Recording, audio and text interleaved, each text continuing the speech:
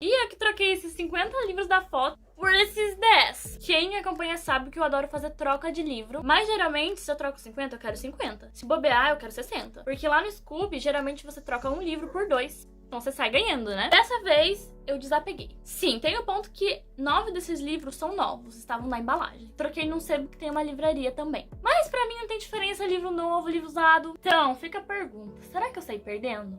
Vem ver quais foram os livros que eu escolhi. E vamos ter essa resposta juntos.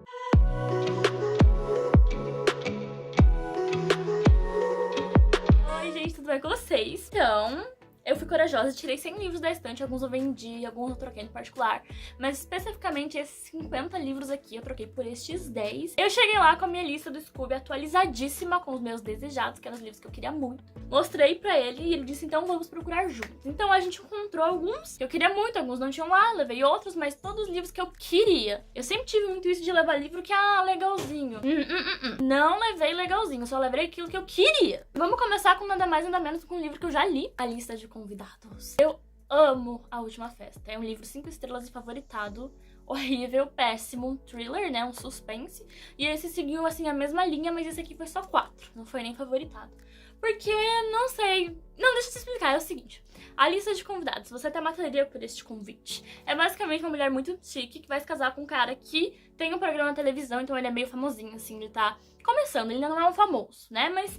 ele já tem ali o seu público, né? E aí, então, eles vão se casar num lugar, assim, tipo, bem distante. É tipo uma ilha, assim, uma coisa, uma vibe meio ilha abandonada, meio macabra. Uma coisa exótica, né? Tá, então, né, vai rolar muita inveja, muito segredo vai ser revelado nesse negócio dessa festa. E, por fim, uma pessoa vai acabar morta. E como eu falei, é uma ilha isolada.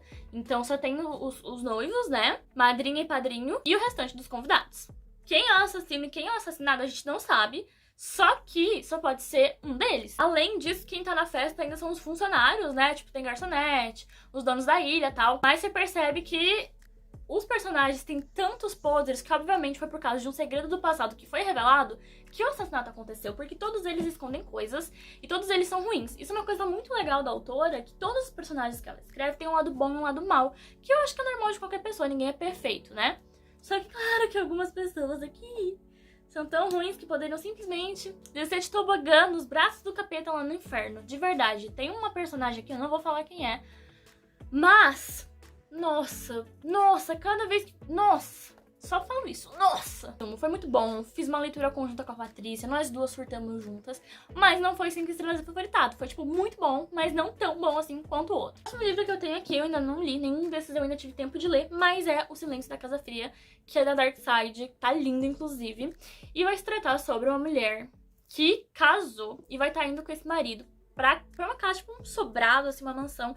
Um lugar meio esquisito, afastado, com corredores imensos, muitas portas, muitas pinturas. E ele vai morrer. Pelo que eu li numa resenha, esse homem tinha uma saúde de ferro. E do nada, ele tem um ataque cardíaco na casa. E aí ela vai ficar sozinha nessa casa bizarra, vai sentir coisas estranhas, como se os quadros estivessem olhando pra ela, os olhinhos se mexendo, sabe? E tem um quarto lá em cima, acho que é o sótão isso, que não é aberto porque a governanta falou que perdeu a chave, não tem chave, então ninguém sabe o que tem lá.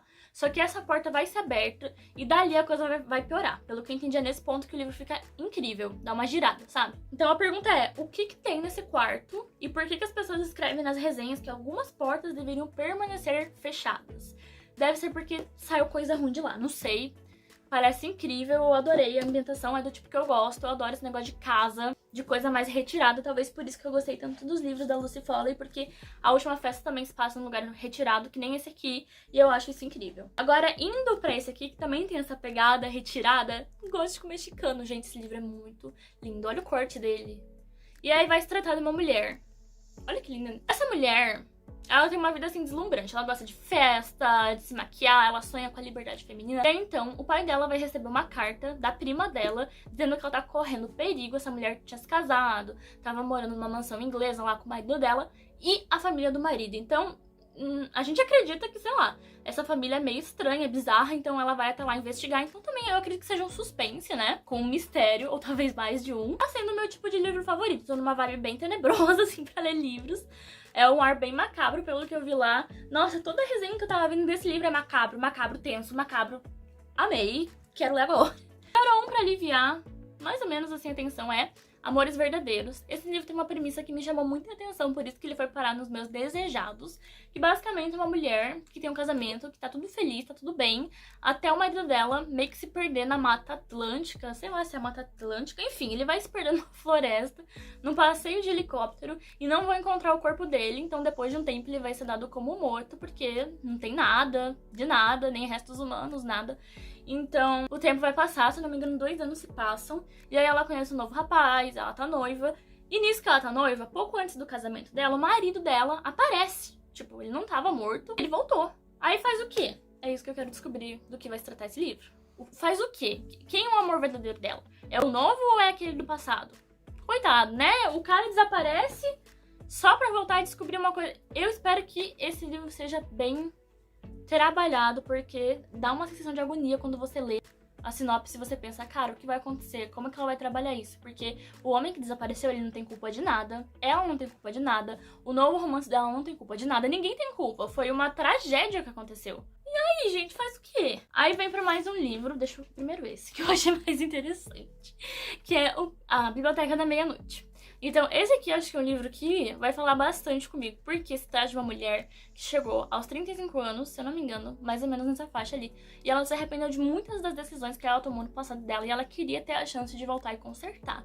E ela vai ter essa chance, ela vai parar nessa tal Biblioteca da Meia-Noite. É uma história sobre, tipo, vidas passadas, né? Então ela vai poder meio que voltar no tempo, consertar erros, retomar romances, e fica o questionamento, será que a vida dela é aquela que a gente leva ou a que a gente poderia ter levado? Eu acredito que o livro vai passar essa mensagem de seja feliz com a vida que você tem, e não sei o quê, então eu acho que vai ser uma história bonita.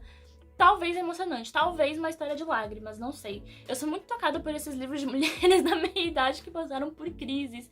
Porque eu também passei, não que eu esteja na meia-idade, né? Pelo amor de Deus, sou jovem. Mas enfim, para mais um que também parece ser bem tenebroso. Inclusive, parece que é um livro vingativo, hein? Não sei. A Gaiola de Ouro. Gente, esse livro aqui vai se tratar sobre um casal, de uma mulher que meio que vai abrir mão de tudo pra ajudar o marido numa empresa. E essa empresa vai se tornar bilionária. Até o momento em que, de repente, ela vai passar a ser só mais um acessório pra ele. Tipo, essa é minha esposa, mãe dos meus filhos. Eu acho que tem um filho só, mas enfim. Então ela vai se sentir muito presa a isso. Ser mãe, ser esposa, ser mãe, ser esposa. E não mais parte da empresa. Ele vai excluindo ela aos poucos. E tudo aquilo que ela fez, que foi ela que fez, o negócio dar certo, foi descartado. É como se ela nem existisse. Então, pra piorar, ela ainda vai descobrir que ele tá traindo ela vai ficar muito furiosa, porque tudo que ela fez realmente foi em vão. Ele não valorizou isso e eu quero ver aonde isso vai dar. Aí a gente tem o Clube do Livro dos Homens, que o moço, pelos 50 livros que eu dei pra ele, ele me deu um valor total de 250 livros novos, né? Então eu tinha esse crédito pra gastar na livraria. Esses aqui já tinham passado, porque livraria é um pouquinho mais caro que online, né? Então já tinha passado de 200, acho que tava quase 300. Mas do jeito que eu sou, eu choraminguei que eu queria mais um. Daí ele me perguntou qual, eu falei Corte de Chamas Prateadas. Só que Corte de Chamas Prateadas tava custando 70, quase 80 reais. Pra mim tava muito caro, porque eu já vi ele vendendo por 40 na internet, nem era um livro que eu queria tanto assim. Eu queria ler, por curiosidade, né, de estar ali completando a minha série, a Cotar, que eu tenho 1, 2 e 3, eu já li até o spin-off ali, Corte de Gelo e Estrelas, e eu queria o Corte de Chamas Prateadas. Mas não queria tanto assim, né, seria um livro que eu ia deixar ali pra ler mais pra frente. Então daí ele me perguntou qual o outro que você teria interesse. E eu lembrei de ter visto falar muito bem desse livro aqui, ó, O Clube do Livro dos Homens. Eu falei, deixa eu dar uma olhada nesse aqui. E ele tava barato. Até pra uma livraria física, achei ele barato. Tava 35. A maioria, esse aqui, por exemplo, tava 40. Esse aqui também tava 40. Então eu achei barato, 35, porque é quase que um lançamento. Eu vi o pessoal falar muito bem dele. Então eu falei que eu queria esse e ele disse, pode levar. E é um livro mais light, assim, acho que é uma coisa bem fofinha. Pelo que eu vi, esse é emocionante. É de um cara que tá casado e ele vai descobrir que a esposa dele não sente prazer nenhum na cama com ele, o que é bem decepcionante, bem triste pra ela. Mas é ele que vai ficar bravo. Não, dá pra entender o lado dele, né? Eu acho que ele esperava que a esposa fosse contar e ela não contou. E aí ele vai se afastar de vez dela, que vai piorar ainda o casamento dos dois, até o ponto dela pedir o divórcio. Mas é aí que ele vai entrar nesse Clube do Livro dos Homens, onde eles vão estar lendo um livro sensual. E eu acho que ali ele vai aprender muitas coisas, sabe? O livro se chama, acho que Cortejando a Condessa. Eu não sei o que esperar. Vamos ver como vai ser com esse. Aí, na verdade, os 50 livros que eu troquei foram por esses. Esses outros 3 que eu tenho aqui foi por outros 3 que eu tinha que eu não queria dar, que eu tinha conseguido vender a série The Kiss of Deception. A moça tinha me oferecido lá, acho que R$30 e eu paguei nela 140. Aí eu tinha falado, né, não é que eu queria ganhar exatamente o que eu tinha pago, porque a gente sabe que quando você compra uma coisa e vai vender, ela desvaloriza. Mas é que me deu um dó no coração, sabe por quê? Porque eu gostei de The Kiss of Deception, livro 1. O 2 é que eu não gostei. Eu não gosto desses negócios de triângulo amoroso e eu senti que tava caminhando pra esse rumo, ainda mais um triângulo amoroso onde um cara sequestrou ela. Não é pra mim. Daí, quando eu fiz essa proposta pra ele, desses 3 livros aqui, por os 3 de The Kiss of Deception, ele topou. E vocês nem sabem quais são os livros, eu fiquei tão feliz. Lá na minha pré-adolescência, quando eu tinha 12 a 13 anos, teve um filme que marcou muito a minha infância, que se chama Coração de Tinta. Lá pelos meus 16 anos, eu descobri que existia um livro chamado Coração de Tinta, que foi a inspiração do filme, e este é o livro, Coração de Tinta, que eu tenho, tá aqui marcado como lido, inclusive. E eu amo, e eu sempre soube que existia continuação, mas eu nunca tive a oportunidade de ter a continuação. Geralmente os livros eram caros, difíceis de encontrar. Adivinha o que tinha lá na livraria? A continuação! Sangue de Tinta e Morte de Tinta. Nossa, gente, eu fiquei tão feliz. Coração de Tinta, eu não vou dar spoiler desses 2, né? Então eu vou falar do primeiro. Vai se tratar da história de um homem que ele é um língua encantada. É um livro de fantasia. Então o que isso quer dizer? Quer dizer que quando ele lê em voz alta, personagens do livro vão sair pra realidade e pessoas reais vão entrar pro livro. Então acontece ali uma troca. Ele vai tirar vilão, ele vai enfiar a esposa dele dentro do livro, tudo sem querer, né? E aí o livro vai se tratar dele, da filha, tentando consertar esses erros do passado, encontrar a esposa, prender o bandidão, uns negócios assim. É um livro bem alta fantasia, super bem escrito, sabe? A Cornélia Funke também escreveu aquele livro O Labirinto do Fauno. Ela foi uma das escritoras que tá aqui há muito tempo pra eu ler. Eu tô super ansiosa pra ler os próximos, só que pra ler os próximos eu preciso reler esse aqui, porque eu tenho uma memória mais viva do filme, que eu assisti umas 500 vezes, do que do livro, que eu só li uma vez. Mas da uma vez que eu li, eu já, sim, eu tenho um carinho enorme por ele, eu sei que é muito bom. Então pra mim foi uma troca bem bacana. E por último, eu peguei o Lonnie, um livro que tava... Esse é usado, mas ele tava lá na vitrine, e eu achei a premissa dele interessante. Embora ele seja um livro extremamente mal avaliado no Scooby, só que eu não me deixo levar.